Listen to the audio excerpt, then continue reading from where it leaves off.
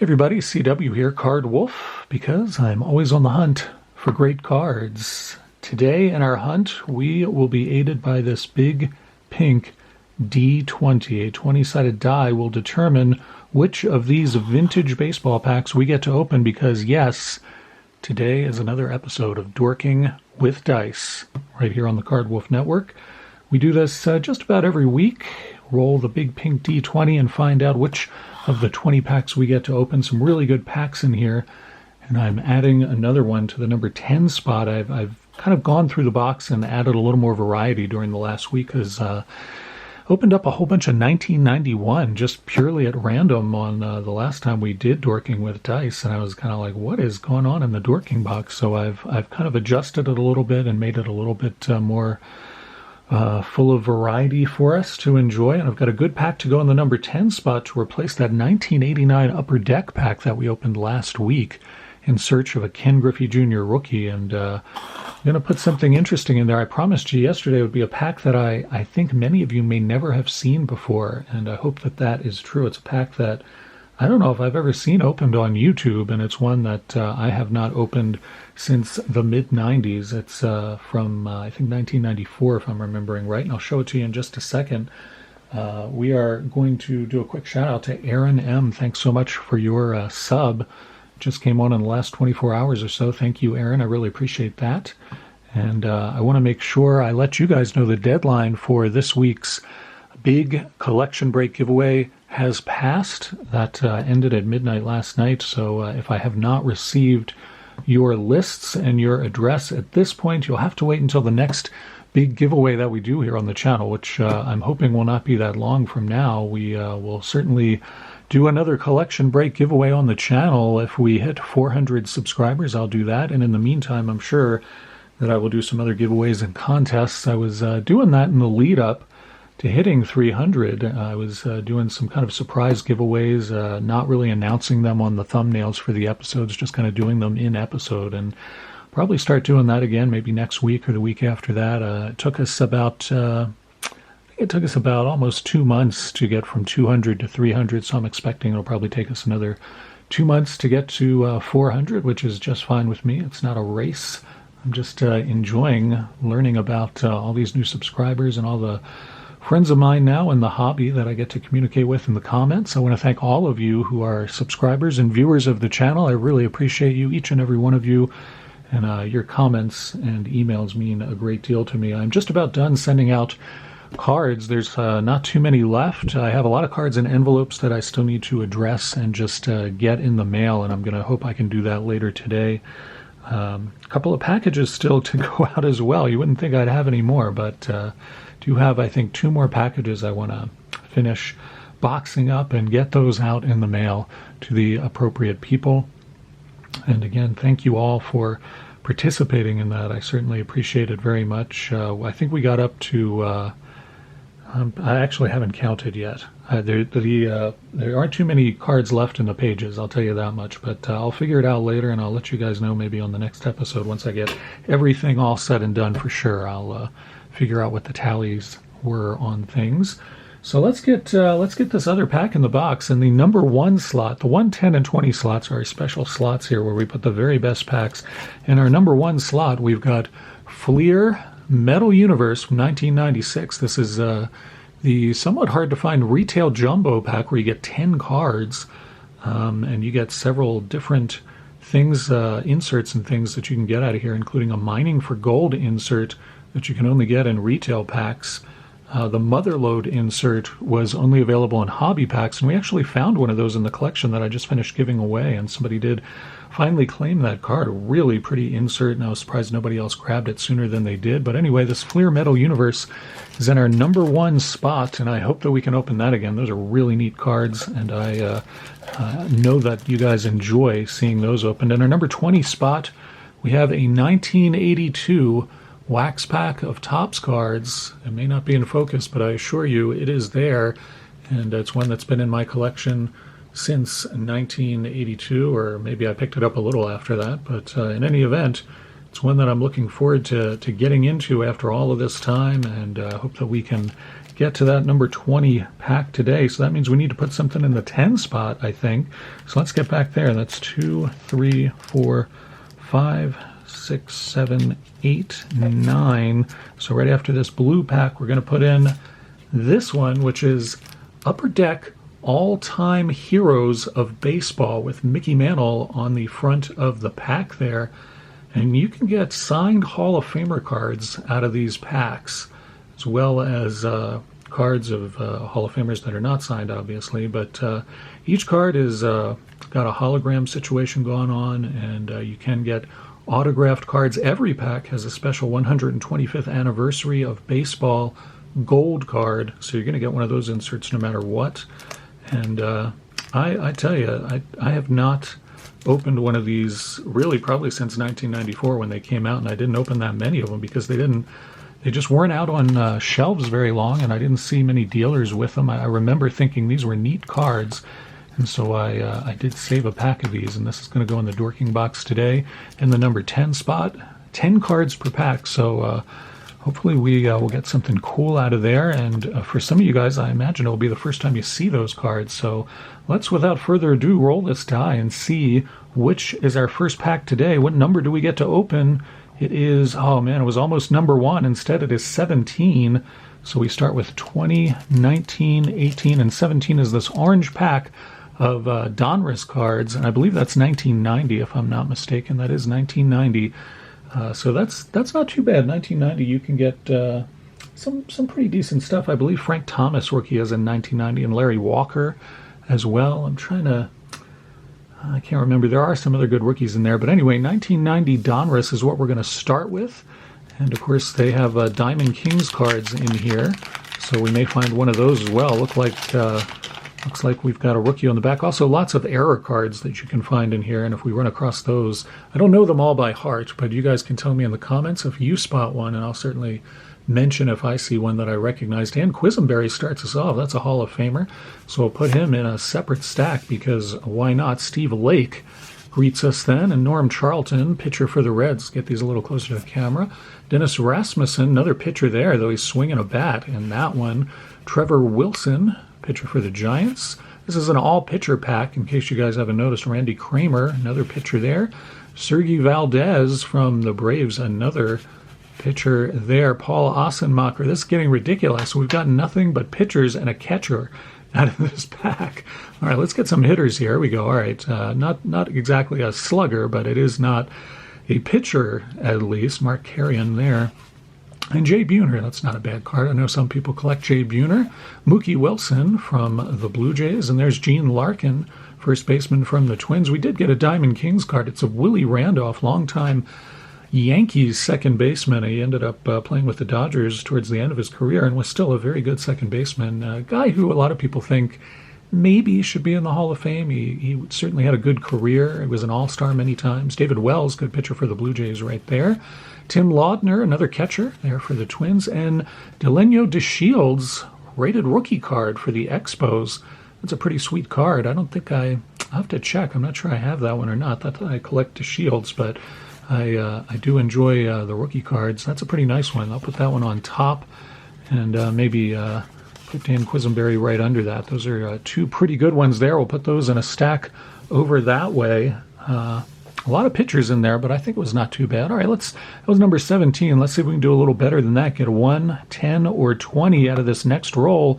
Oh, man, I thought we had the 20 there. It spun, but it gave us the 8. Let's see what we have in the 8 spot. We know that pack is 10, so this is 9. And in the 8 spot, we've got one we have not opened on the channel before. This is Upper Deck 1994 Western Region. So Upper Deck did a kind of an odd thing with 1994 packs. They distributed them in a way that different regions of the country, the packs were focused on the teams that you would find in those regions. It was kind of a clever idea, but it didn't last, and people kind of got irritated because there were many people like myself who don't live in the region where they have their favorite team. I grew up in Baltimore, so the Orioles are the team that I follow probably the most in baseball. I follow a lot of other teams, but I like the Orioles probably the most, but I live nowhere near Baltimore anymore. So the thing about these packs is they are creepy and weird because of this strange, if you're looking at that thinking, what is that supposed to be on there?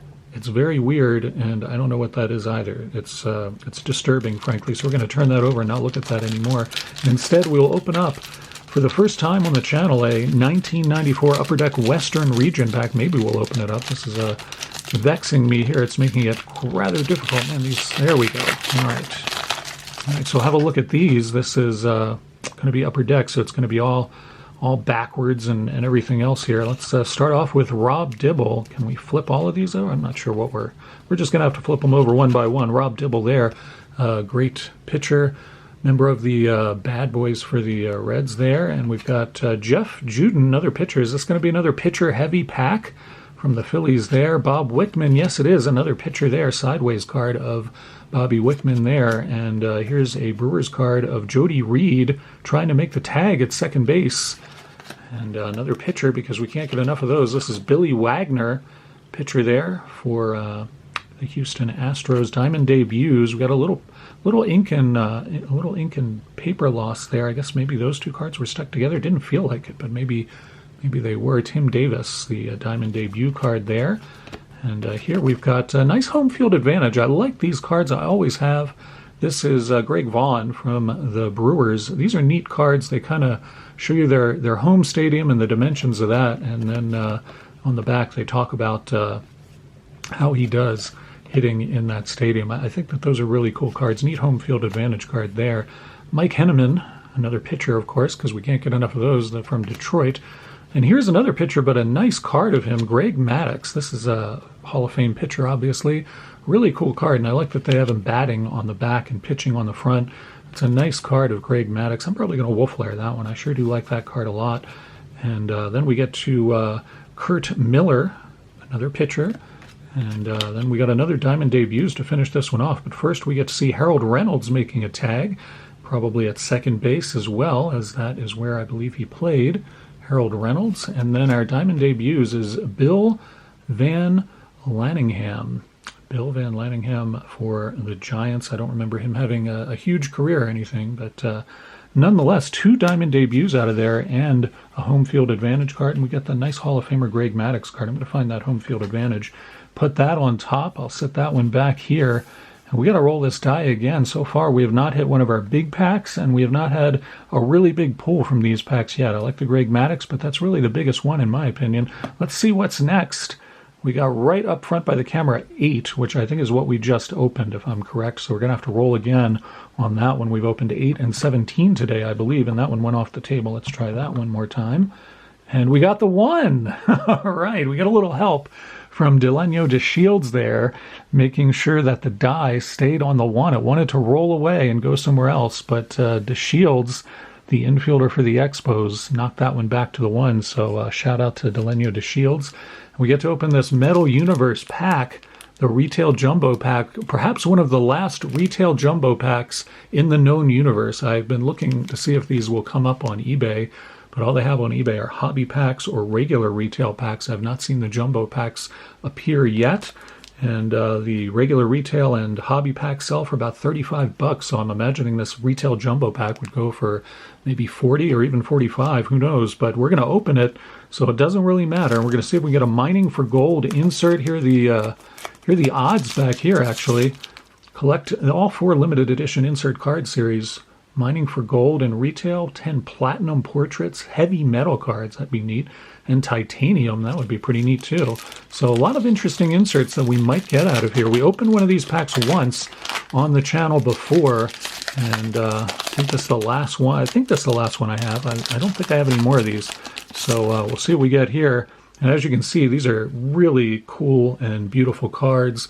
Mike Blowers here, and it looks like he is pitching in fire with atoms going on. I'm not sure what's happening. Maybe there's an atomic reaction, and Mike Blowers is trying to pitch his way out of it. I'm not quite sure what's happening there.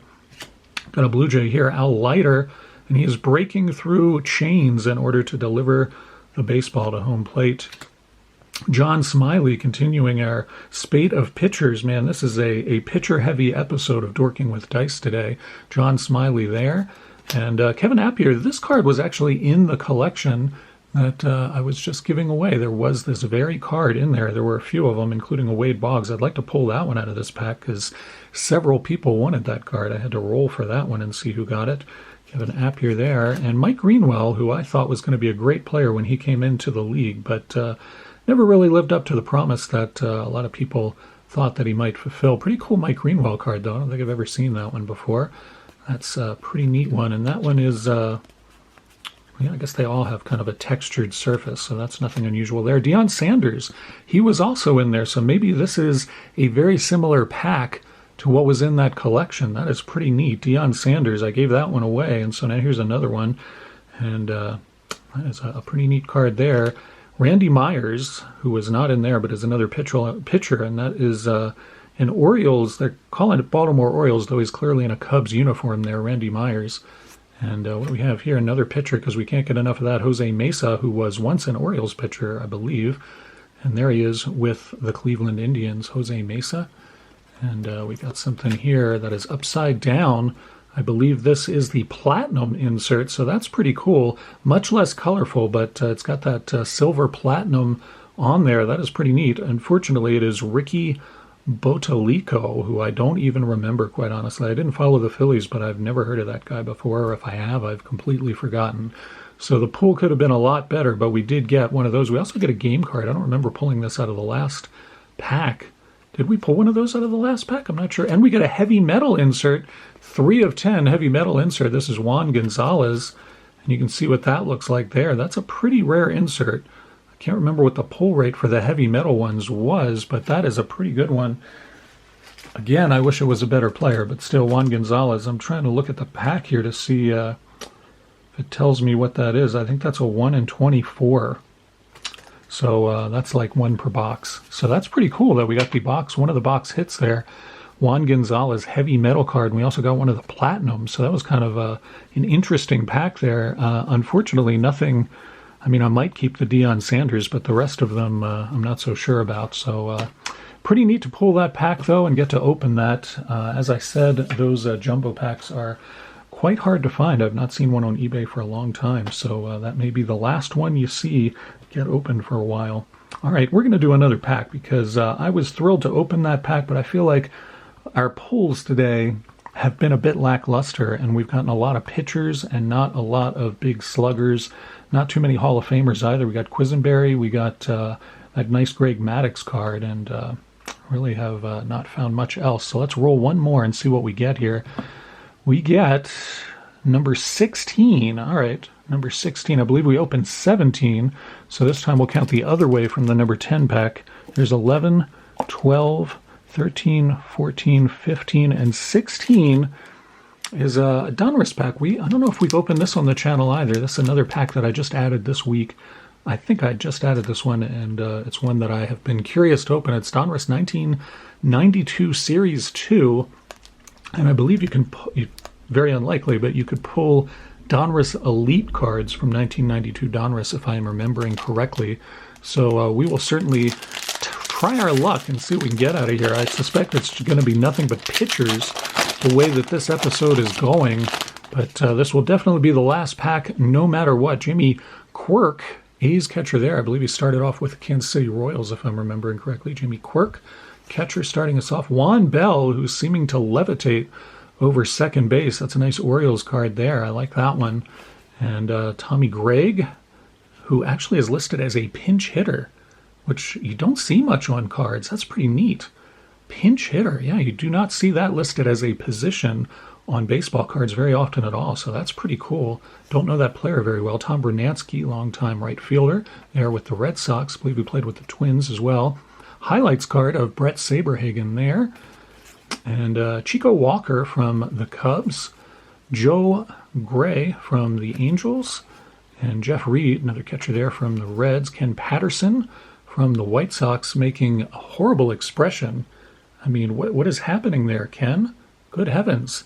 Somebody forcing you to eat spinach or liver or something? I don't know what's going on with Ken Patterson. Dave Vail, Mariners catcher. He played for several different teams in the majors. Mel Rojas, Expos pitcher there. And Jim Corsi, who's just tossing the ball. He's just having a great time warming up before the game, as all players should. That's not in focus. My apologies. Not sure what my camera wants to do here.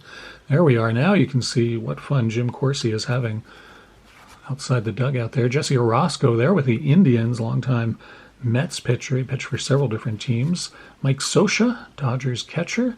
And did we get 2 Juan Bells? What kind of pack is this?